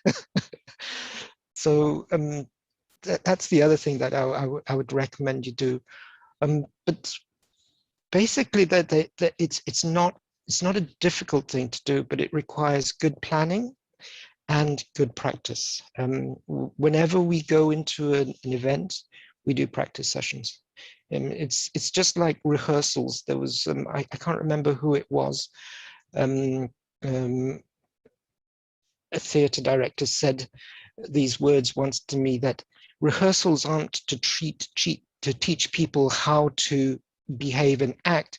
Rehearsals are for everyone to understand how to behave when something goes wrong. So I think those rehearsals for us in the with interpretation projects, they're exactly the same, because things do go wrong. Some of my biggest lessons on stage have been when something went wrong. I needed to know before opening night how I was going to behave if someone dropped an important line that I used as my cue. So thank you so much for that. That helps me to think about this from a different perspective. Thank you. Yeah, you know, and I don't I don't know if I missed. I walked away for a couple of minutes, but you know, the interpreters, be them signers or language interpreters, they work in pairs, you know, and when it's virtual, you know, let's say in our church, for instance, when we have interpretation going on, it's you have pairs, and usually, sometimes they wear a mask, sometimes it's just a boom, and they kind of sit off in a corner or somewhere that, you know, doesn't become too distracting to the, you know, base language audience that's sitting around them. But they, you know, especially today, right? They're not going to pass that mask mic between each other, and so the solution is a small soundboard, right? So they're both plumbed in, they're both ready, they're both plumbed into a small soundboard, and away you go. Well, with the virtual get-togethers like we're on right now, what's a pair? You know, it's strictly tied to the responsibility that they have, right? And they're still a pair, but they're in two completely different locations. And I think I think Robert might agree. That's where Zoom starts to show that it's a entry level translation tool, you know, a support, if you will. That, I mean, and don't get me wrong, its entry level is pretty mind blowing how simple it is with a translator, multiple languages.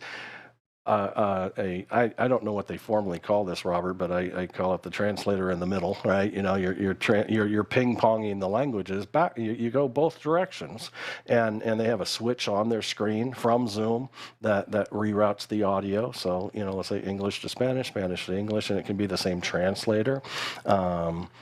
You know, on a technical sense, you know, Robert knows how to qualify that person as well. But needless to say, it's interesting. But then, you know, they can only do it for so long. You know, what are they, 15 to 20-minute sessions? You know, kind of, you know, has been my experience, anyways. But then they have to find, you know, like, how are they going to?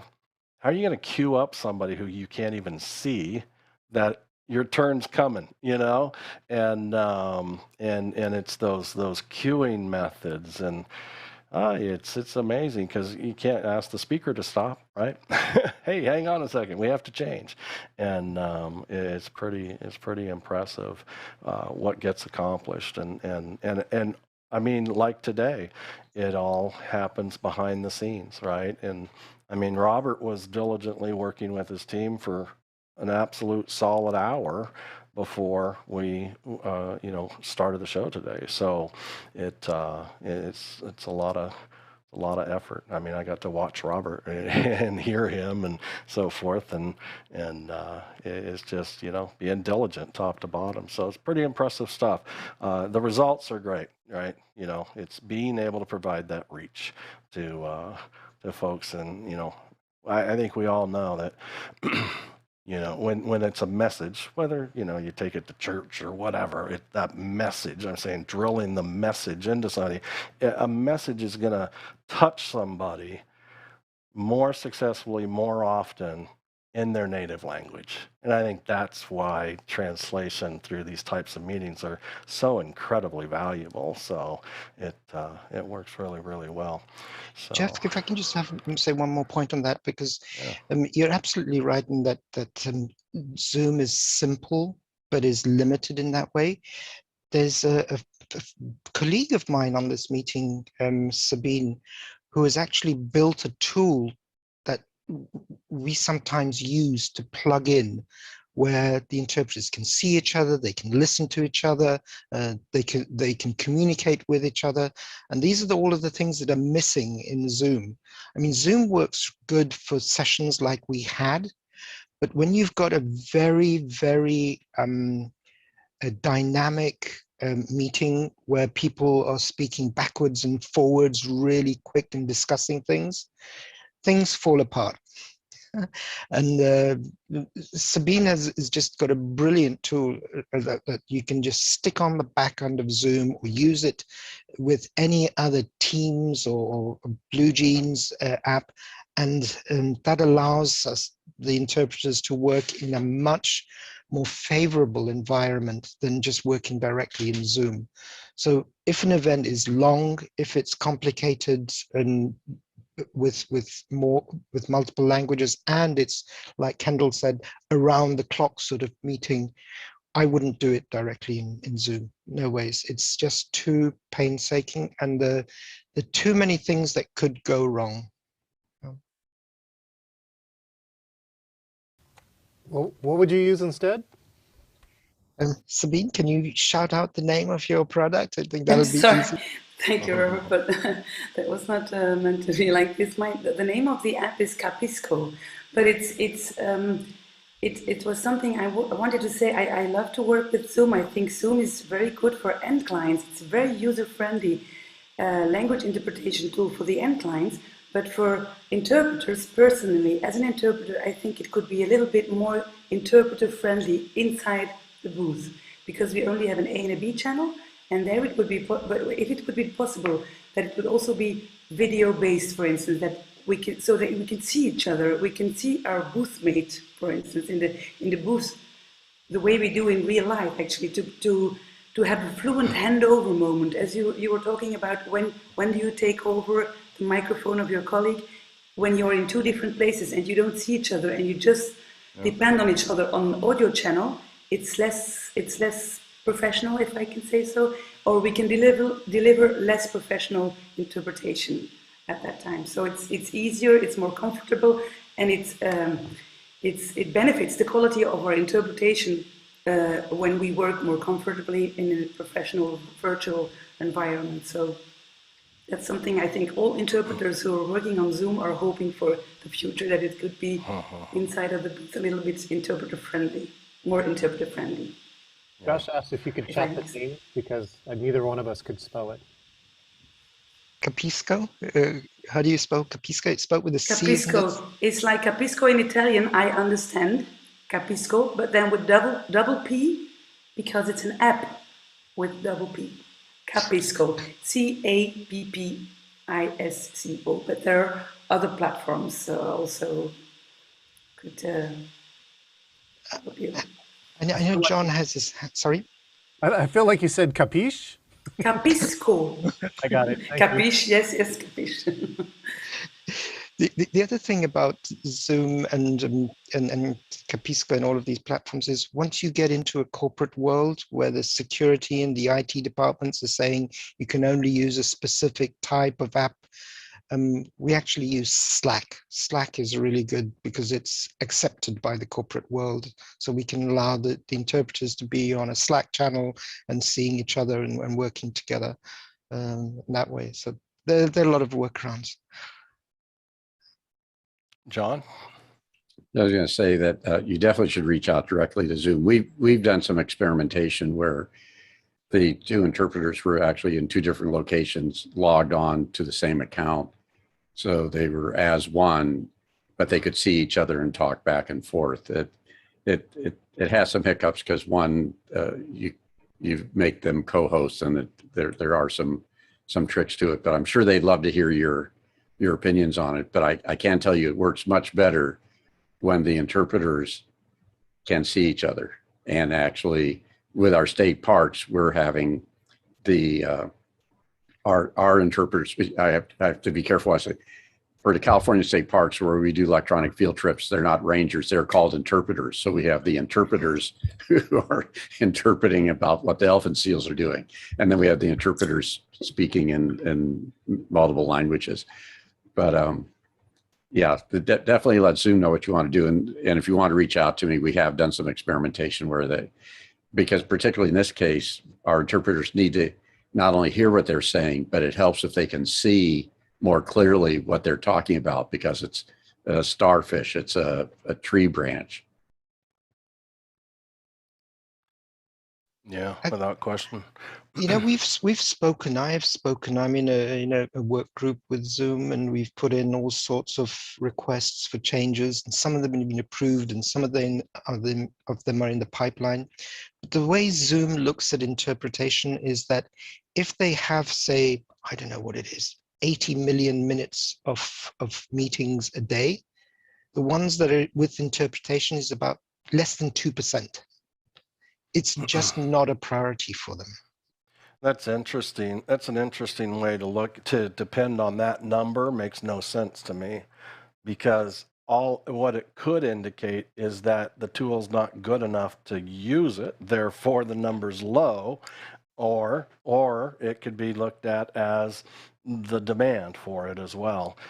So yeah, that's interesting. And I also think there's the accessibility. They're doing a lot of stuff for accessibility and education, and the numbers are not big, but they're doing a lot of activity. So I think we maybe need to approach them that this is not just a translation, but it's an accessibility issue, because I know that they're doing a lot of stuff in accessibility for what we might perceive as small numbers, but they believe important for equal access.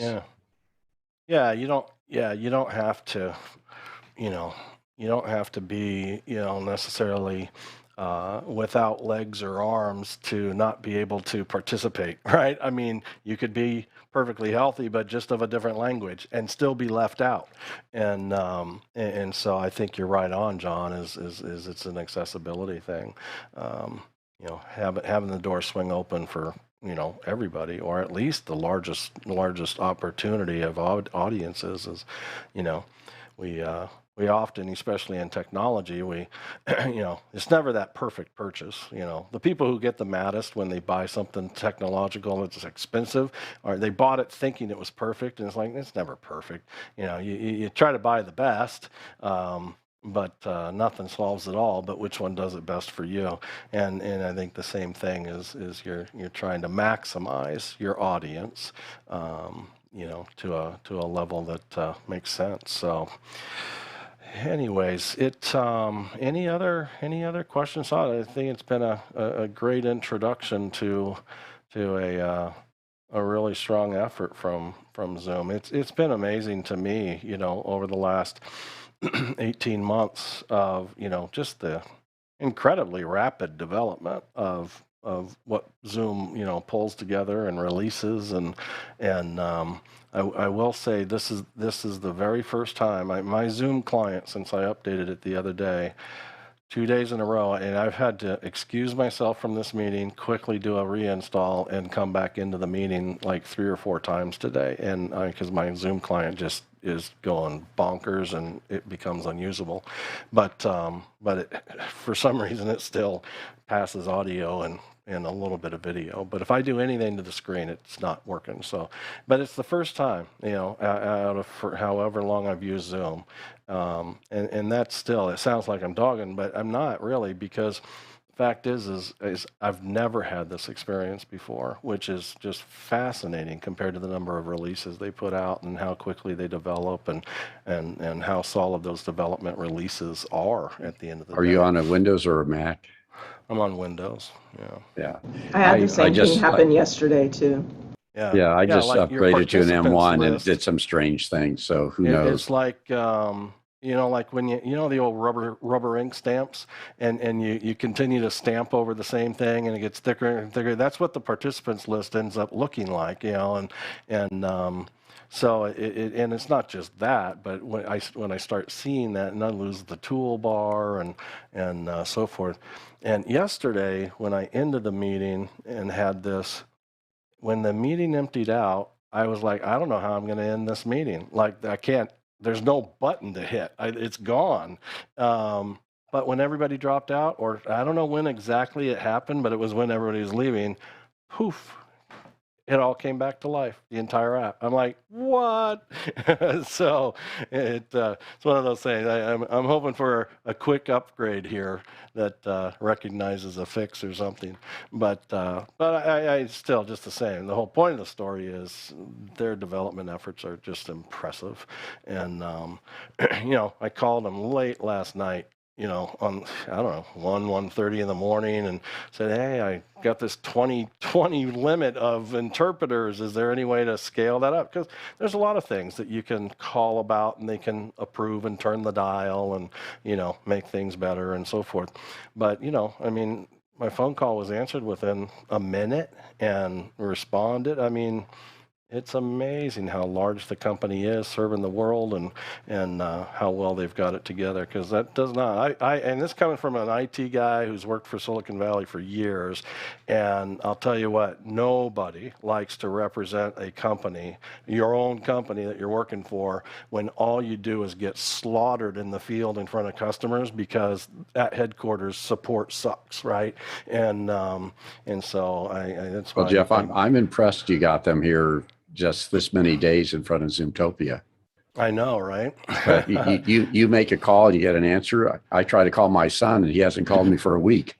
I bet it's not. Hey, I'll tell you. I mean, I told Robert. I said it wasn't easy. I never felt like I was fighting Zoomtopia, although I knew that was out there.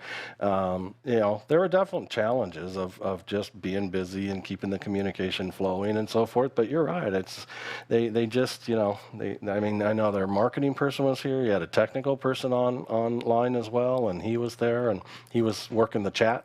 But Yeah, just they really. Well, a lot of that, Jeff, is credit to you and the group that you've been able to host here with the Zoom Test Kitchen.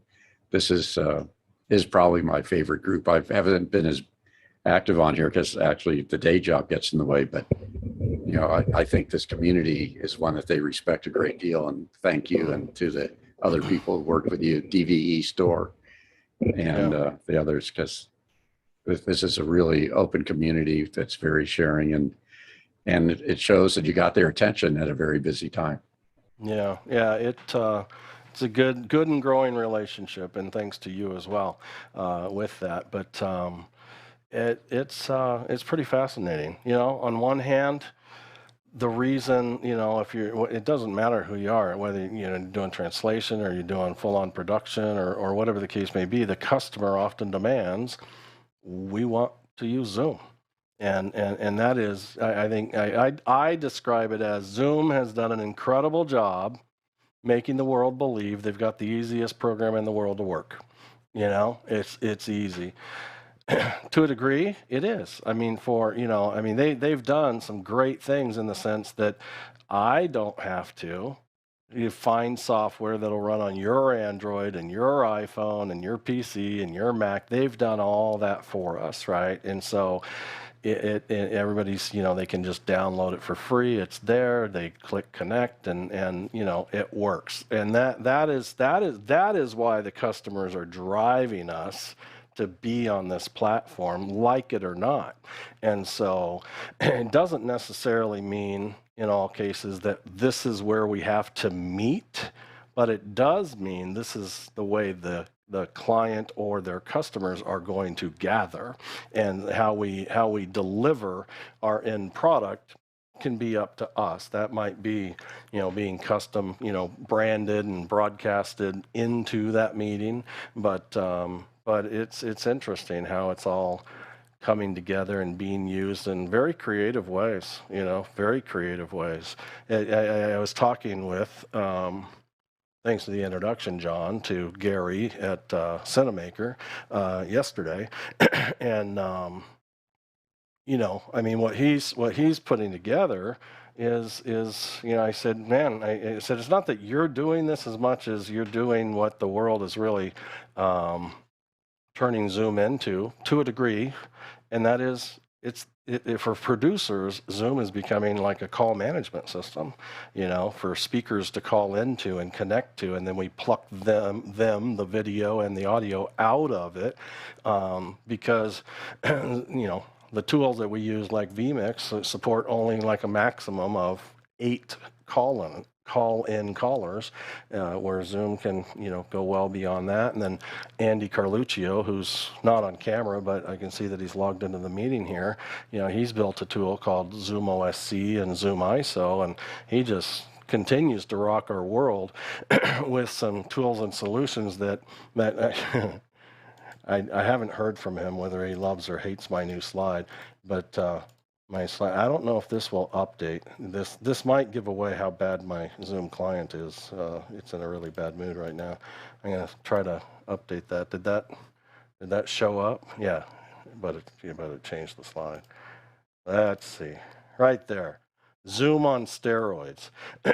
That's Andy's tools, and so take the task of David, who is not on camera. You're welcome to come on camera, by the way, David. He's been the one behind the scenes today doing the video switching and the spotlighting and for this particular meeting. So thank you for that. But I don't know how he does it. I don't know what tools he uses, but everybody's a little different. A lot of folks just kind of keep their mouse. and when not the day I met Andy, but maybe the day after I met Andy and his tools, I'll never manage Zoom with a mouse again. It gives you that ability to, set up, buttons on a Stream Deck and just spotlight, just one touch switching and management and so forth. It's fascinating. The abilities that, how this industry continues to grow. and ease and so forth. So it's great stuff. It's a whole lot of fun. All right. What other topics? It's just a place to kick back and chat now. We've got 46 connections. I'm not sure how many. I see a bunch of black boxes. I see a few with video, but it's actually kind of looking like it's trying to get healthy again, but it's not quite there yet. Okay. Yeah, go ahead.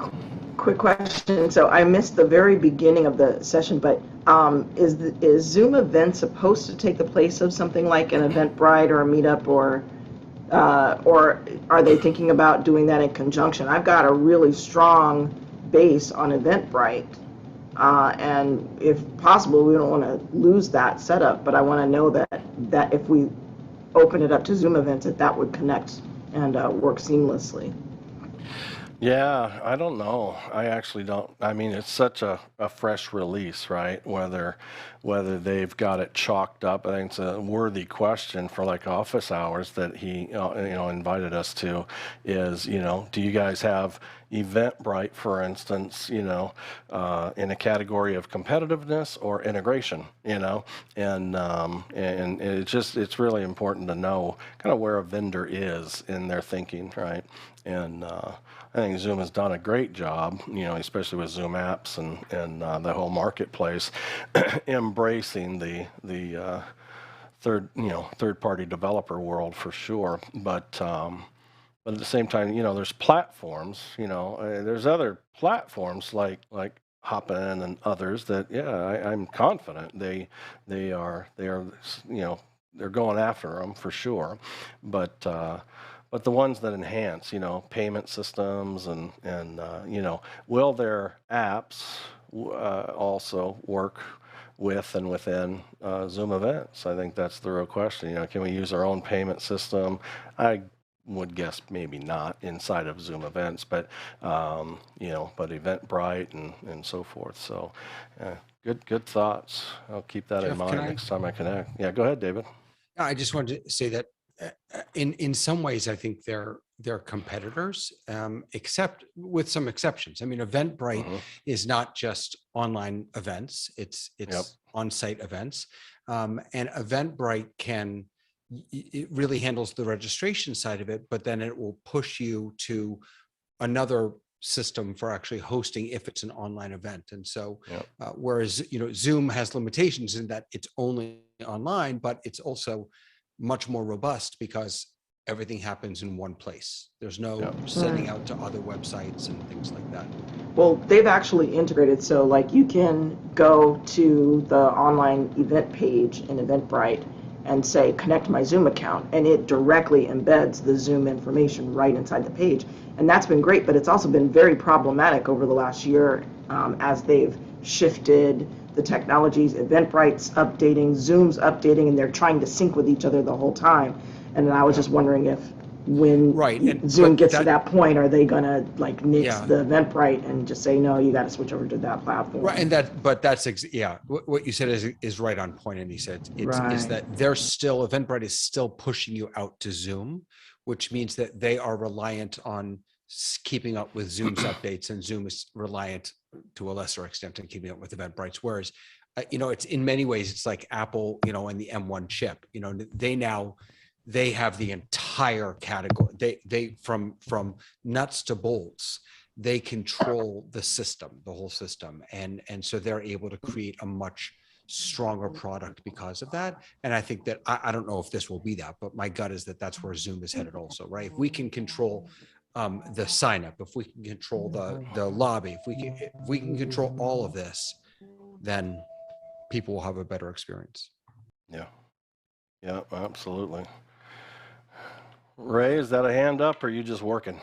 I thought I might. I'm doing work while I'm listening because I've missed you all so much, but I've got while we were doing the show, I got 17 emails and Yeah, Ray's been behind the scenes today as well. Thank you very much for helping out. And there's another Ray, but he's going by Frank today, which I can't get used to. But Ray Franklin, I don't even know what your name shows. Does it show Ray Franklin? Yeah. AKA Frank. Yeah, AKA Frank. Anyways, they've both been helping out along with Ed, keeping an eye on. I have no idea, Ed, if you've been hit with much of anything, but you've been reminding me, hey, the streamer computer has this dialogue up, because it's back here over my shoulder, so you've got a better eye on it than I, but just kind of, eyes. It takes a team. It really does. It takes a team. I mean, with Robert, he initially gave me a list of 26 interpreters, I believe. That was kind of the initial target, 24 to 26. You've got Max on the technical side there with you and yourself. You've got I knew today was going to be a bigger group and the Zoom team and so forth coming in, so I wanted to be able to focus and not be, because I make mistakes every single week because I try to do it all myself. So I asked Ray if she would manage the chat, and she was our trickle chat girl. Trickle it in there, the links to the YouTube channel, and just kind of throwing it out there, and then Frank for the day managed the waiting room, and that wasn't a menial task. I think you did have one particular, somebody here was I think it's worth talking about, because now we're kind of in the mode of, the Zoom test kitchen and what we're all about. and that is, someone showed up. Well, Frank got in my ear. So we did set up Unity comms. And so in this year, I could talk to Frank and Ray and Robert in Poland, and so we're all connected live with Unity using our phones on the net. And and one of the slides that you might have seen on the way in was a thank you to Tucker Dragoo, who set all that up for us as well. Having a back channel, because that's one of the challenges with Zoom. Like, once people are in, the open mic is a big no-no at that point, right? So we had to have the opportunity to talk. So in my ear comes, hey, Jeff, are you signing in with another system?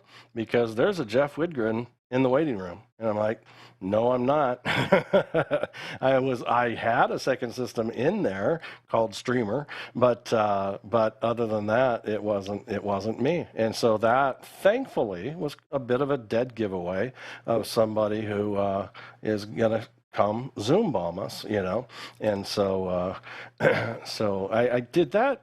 Did they end up getting let in accidentally? Like Robert had come in later or something, and they got removed.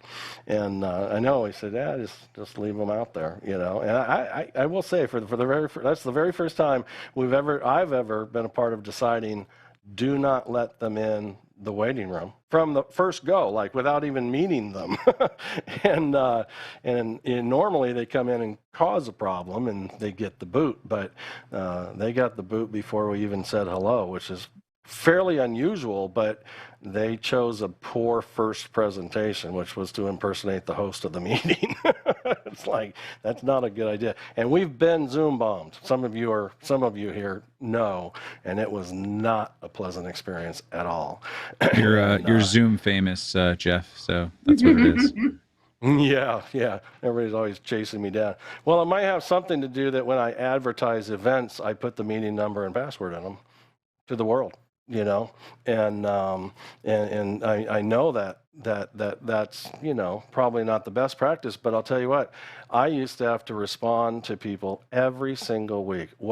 How do I get to your meeting? How do I get to your meeting? I'm just like, forget this.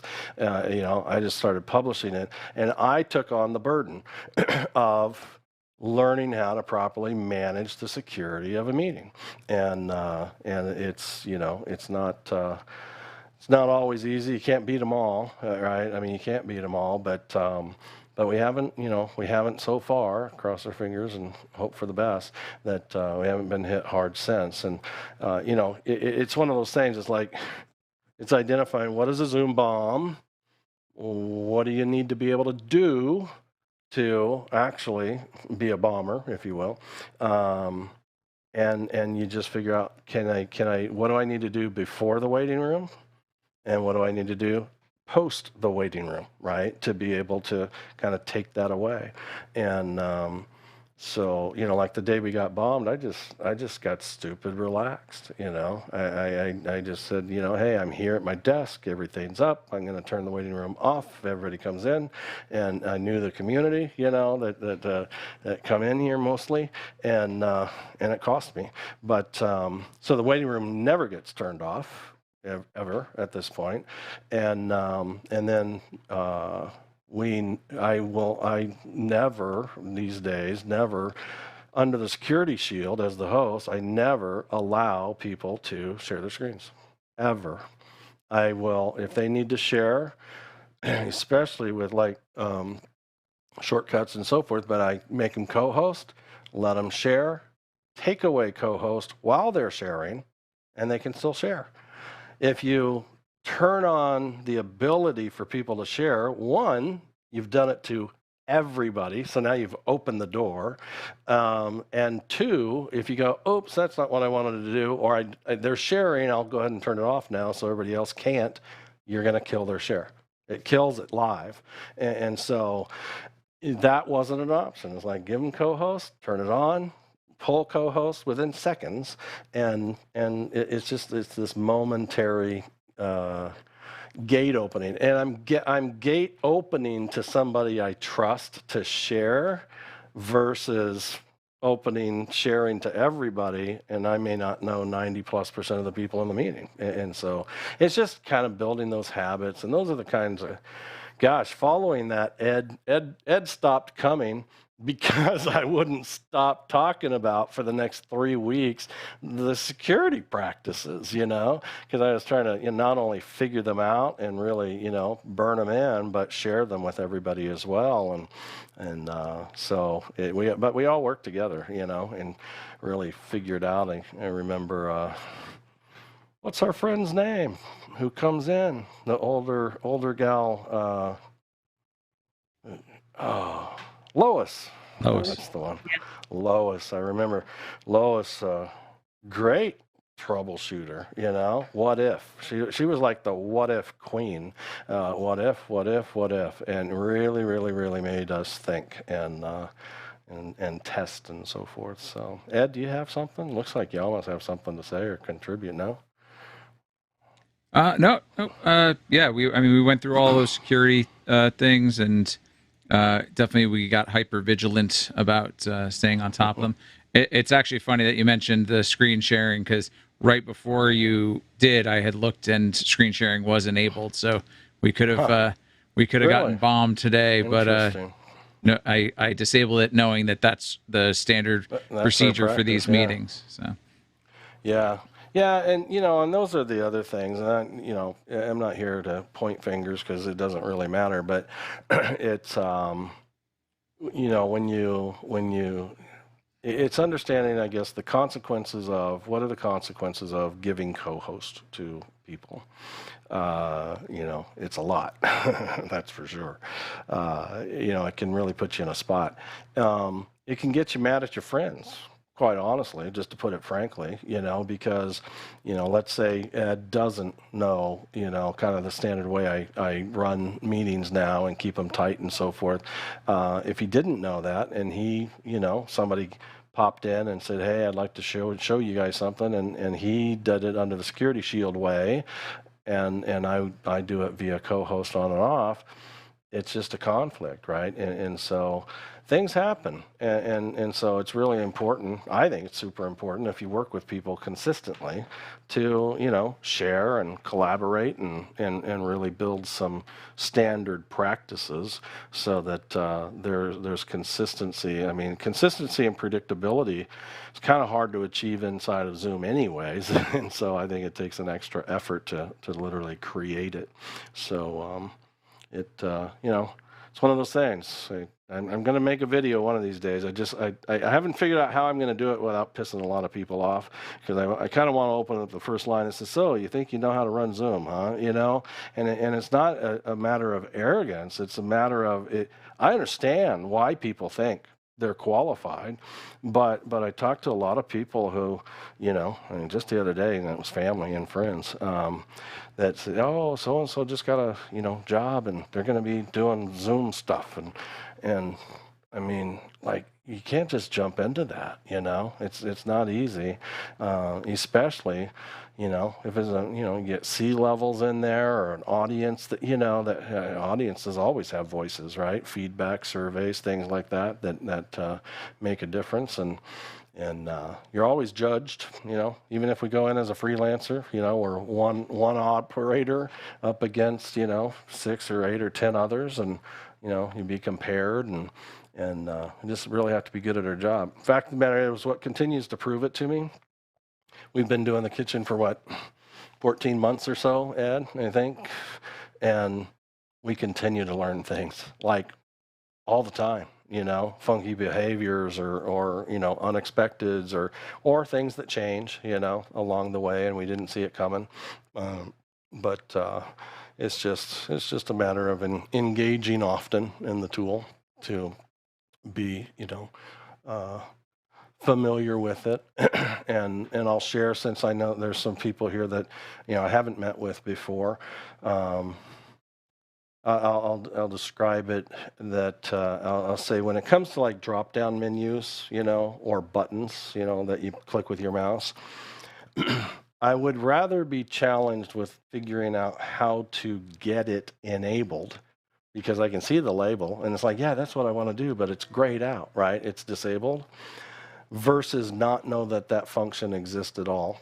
And the latter description is how Zoom is built. There are things that it can do that you don't even know, because you haven't done the prerequisite it takes to show the menu option or the button option inside the interface. And I don't agree with it. I'll never agree with that kind of design and development, because it does not help admins who have to run a good, clean meeting and learn a tool proficiently challenge themselves and saying, why, I need to know, what do I need to do to get that option available? You know, what's it take? I don't want to go, well, what do I need to do to make that option show up? Like, that's nuts. But that's the way it works. And you know, here's the thing. Anybody who has, you know, the ability to start in a host, as a host of a Zoom meeting, you can leave with this, is the gallery. Go start a meeting, have 2 or 3 people, well, 3 or more people in it, and click your mouse. And, well, no, first click on the view button, the one that changes from speaker view to gallery view, and you'll see that those are the only 2 options you have up there, speaker and gallery. Then click on somebody's video and drag it to like the first position, like a shuffleboard. Drag it and put it in the first position. Then go click on that view button, and you'll see 2 more options pop up. And you go, what? So it's that you didn't even know that option was there before. And now all of a sudden you've done something that you know, gives you more options, but you don't know. So what if you had dragged those tiles? You never knew that more options were showing under that button, but they're there, and they're actually full of features.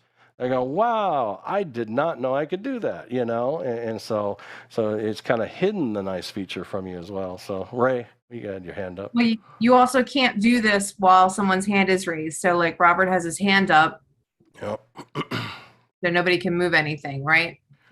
Yeah. So, well, and even when you have spotlighting on, you know, so. I'm going to be the unpopular person and take his hand down so I can play. I can't see on my Zoom client that his hand is up. It's still messed up. I actually have just a comment, if I can, sure, Jeff, because we were talking about screen sharing, but one of the things, and Kendall, you may want to use this, is that when you're doing interpretation in Zoom, you can actually share more than one slide deck at the same time. and very few people realize this. And sometimes what we do is in big events, even if we have, say, 5 or 6 languages, we'll choose the 2 key languages and have the slide decks translated into the second language. And then the person who's watching can select which slide deck he wants to watch. It requires a workaround because it requires a human being to be a person who's sharing the second slide deck and to be clicking at the same pace as the speaker. But it's super cool for the user experience to have a slide deck in a more accessible language than just the main language. Yeah, so they can, that's the difference between spotlighting, which is a push, everybody gets you big, versus a pinning that says, hey, out of these all, each of these videos is a different language of a slide deck that you talk about. I go, that's the language I want. I want to pin that to make it big for me. You're saying sharing, but if they were to do it through a virtual camera, then you could have multiples, each share. The other thing that I thought of, and that's just the power of this community, is I know of a small utility that ties into the Stream Deck. So one button to go forward, one button to go back. You go, big deal, I've done that. No, this one goes one button that goes forward to all 6 PowerPoint presentations at the same time. So one button press changes them all to the next slide. And so if you had that going on, it's instantly, when you described that, I thought that's fascinating. I remember this tool that I thought, I don't know that I'd ever have a use for it, but now I just kind of pulled it all together, go, wow, that would be incredible. Flipping the pages, in sync. And because the whole benefit is, it's a single operator advantage, right? To be able to press one, but actually turn 10 pages, one for each language. So kind of cool. Great point. Kind of cool, but to be very honest with you, Jeff, the way speakers usually just put in one extra slide at the very last moment and knock everything out of sync, that could be a challenge. And so there's having a great deal of planning, planning the logistics and why, right? Yeah, because I mean, new slides, new graphics, new videos. They always come in last minute, right? Just squeeze it in right at the end. Sometimes during the presentation. Yeah, sometimes, absolutely. Yeah, those can be some tough moments. Well, very good. Any other topics, discussions, things that are of interest while we're here? Otherwise, we can call it a day and go start enjoying our weekend. I'm super happy I got a chance to be back. And I'm super happy that you were able to help, and of course to see you here again. You used to be here each week, and I've always been impressed with your Isadora skills. The little I've seen, I'm going, dang, she's working this thing, and I still need to get further ramped up on that.